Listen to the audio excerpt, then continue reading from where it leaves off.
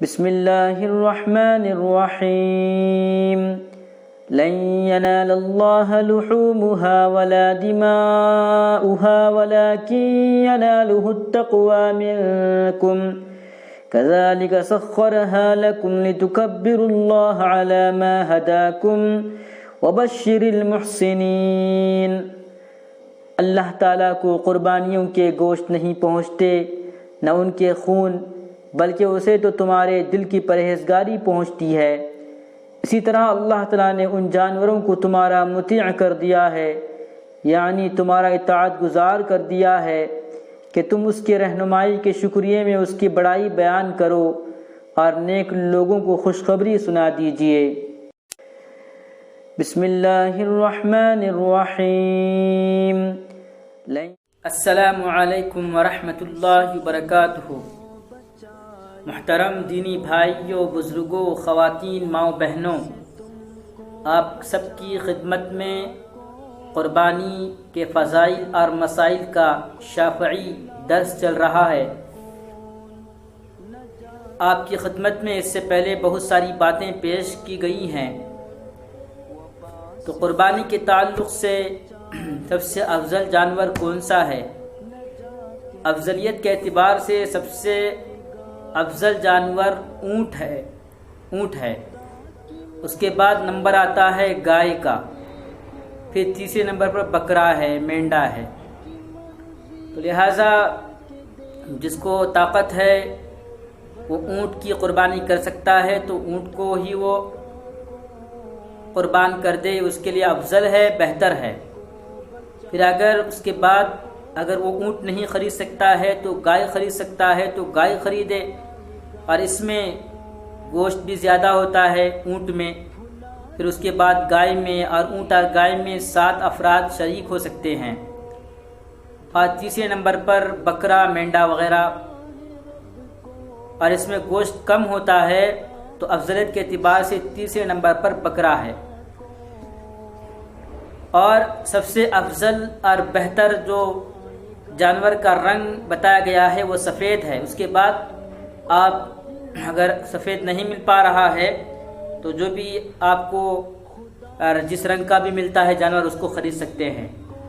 لیکن میں نے پہلے بھی بتایا ہے کہ چاہے آپ اونٹ خریدو، بکرا خریدو، گائے خریدو، اور افضل سے افضل طریقے پر عمل کرنے کی کوشش کرو، اور رنگ میں بھی اس کی کوشش کی جائے کہ سفید ہو، لیکن ان سب سے پہلے اپنی نیت کو خالص کرنا ہے کہ اونٹ بھی ذبح کروں یا چاہے بکرا ذبح کروں، اونٹ کی قربانی دوں یا بکرے کی قربانی دوں، لیکن نیت صرف اللہ تبارک و تعالیٰ کو خوش کرنے کی ہو، لوگوں کو بیان نہ کرتا پھرے کہ میں نے یہ اونٹ اتنے روپے میں خریدا ہے، میں نے یہ گائے اتنے روپے میں خریدی ہے، میں نے یہ بکرا فلاں جو ہے اتنا پیسے میں خریدا ہے، اور اپنی جو ہے تعریفوں کے پل باندھ رہا ہے، تو اللہ کے یہاں پر اس کو کچھ بھی حاصل نہیں ہوگا۔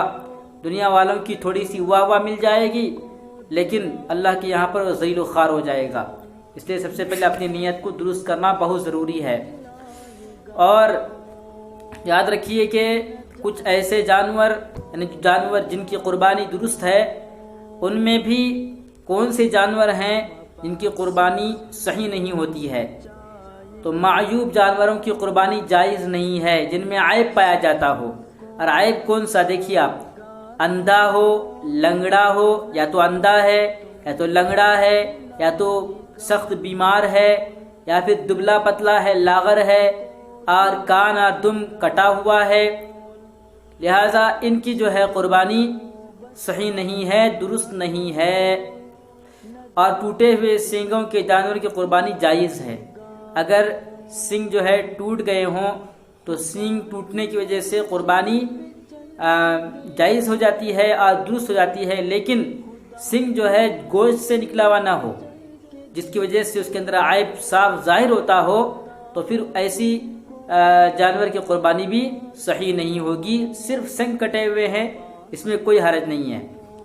اسی طرح سے معیوب جانوروں کی قربانی جائز نہیں ہے، آپ کو معلوم ہو گیا، تو لہذا جانوروں کا عیب سے پاک ہونا ضروری ہے۔ ترمذی میں ایک روایت ہے اس میں اللہ کے نبی صلی اللہ علیہ وسلم نے فرمایا اربع لا تجزئ فی الاضاحی العوراء البین عورها والمریضة البین مرضها او الارجاء البین ارجها والاجفاء التي لا تنقی۔ ابو داؤد میں روایت موجود ہے، ترمذی نے اس کو صحیح کہا ہے۔ یہ روایت برا بن عازب رضی اللہ عنہ سے ہے۔ 4 قربانی کے لائق جانور نہیں ہیں، 4 جانور جن کی قربانی درست نہیں ہوتی، یعنی صاف اندھا ہو جس کو دکھائی نہیں دیتا ہو، صاف مریض ہو، بہت زیادہ مریض، بہت زیادہ سخت مریض ہے، صاف لنگڑا ہو، بالکل لنگڑا ہو، اور نحیف و لاغر ہو، یعنی دیکھنے سے پتہ چلتا ہو کہ اتنا کمزور ہے، اور یہی کمزوری اس کے لیے عیب، اس کے حق میں جو ہے یہ ثابت کرتی ہے کہ وہ جانور عیب دار ہے۔ لہذا عورا اس جانور کو کہتے ہیں جس کی ایک آنکھ کی پتلی پر سفیدی آ جائے اور روشنی کو روک دے۔ اگر سفیدی کم آئے اور روشنی کو پوری طور پر نہ روکے تو مذائقہ نہیں۔ جب ایک آنکھ کی کمی سے قربانی نہیں ہوتی تو دونوں آنکھوں کی کمی سے بدرجہ اتم قربانی نہیں ہوگی۔ صرف ایک آنکھ کے نہ ہونے سے اس کی قربانی درست نہیں ہوتی۔ جب کسی جانور کے دونوں آنکھیں نہ ہوں تو پھر سوال ہی پیدا نہیں ہوتا کہ اس کی جو ہے قربانی درست ہو۔ عمیہ پورے اندھے کو کہتے ہیں۔ جب آنکھ کی کمی قربانی میں مانع ہے تو پوری آنکھ ہی اندھی ہو تو یہ بدرجہ اولا مانع ہے۔ اسی طرح آنکھ ہی نہیں ہو تو پھر قربانی صحیح نہیں ہے۔ ارجا کہتے ہیں صاف لنگڑا، اس طرح ہو کہ جھنڈ کا ساتھ نہ دے اور پیچھے رہ جائے۔ اگر لنگڑا اتنا ہو کہ جھنڈ کا ساتھ دے سکے تو مذائقہ نہیں، یعنی اتنا لنگڑا ہے کہ وہ چل ہی نہیں سک رہا ہے صحیح سے، اور اس کی جو جانور ہیں ساتھ میں، اس کی جو ہیں جھنڈ میں جو جانور چل رہے ہیں ان سے بہت پیچھے پڑ جاتا ہو، پیچھے چلا جاتا ہو۔ ہاں اگر لنگڑا ہے لیکن اتنا بھی لنگڑا نہیں ہے کہ وہ اپنے جھنڈ سے بچھڑ جائے، بلکہ اپنے جھنڈ کے ساتھ چل رہا ہے لیکن تھوڑا آہستہ چل رہا ہے، تیزی کے ساتھ نہیں چل سکتا ہے۔ اور ایک جانور ایسا ہے کہ جو اتنا لنگڑا ہے کہ وہ اپنے جھنڈ سے بچھڑ جاتا ہے، یعنی اتنا آہستہ چلتا ہے، تو پھر جو ہے اس جانور کی قربانی درست نہیں ہوگی۔ اسی طرح سے کہا گیا مریضہ، اتنا بیمار کہ دبلا ہو گیا ہو اور گوشت خراب ہو گیا ہو۔ ہلکی اور مختصر بیماری سے کوئی فرق نہیں پڑتا، ہلکی سی بیماری ہے اس سے کوئی فرق نہیں پڑتا، لیکن سخت بیمار ہے جس کی وجہ سے اس کے اندر صاف کمزوری نظر آ رہی ہے۔ اسی طرح سے عجفا، ایسا لاغر کہ اس کے دماغ کی چربی اور ہڈیوں کا گودا خالی ہو گیا ہو۔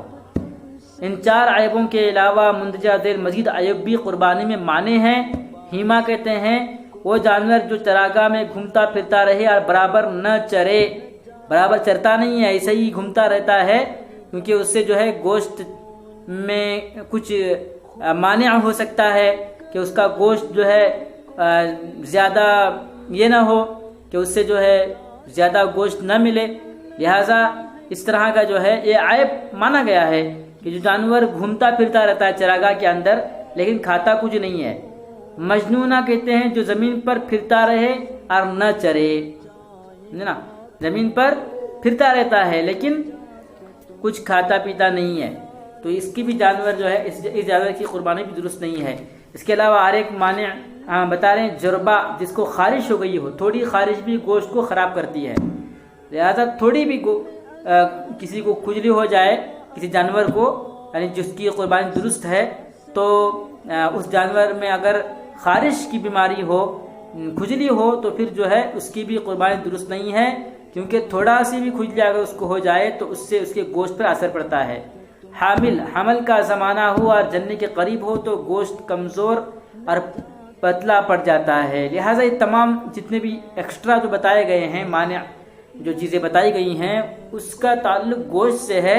اس کی وجہ سے، ان مانعین کی وجہ سے اس کے گوشت میں کمی ہوتی ہے، اس کے گوشت پر اثر پڑتا ہے اور گوشت خراب ہونے کی بھی جو ہے اندیشہ ہوتا ہے، لہٰذا اس لیے جو ہے ان کی بھی قربانی درست نہیں ہے۔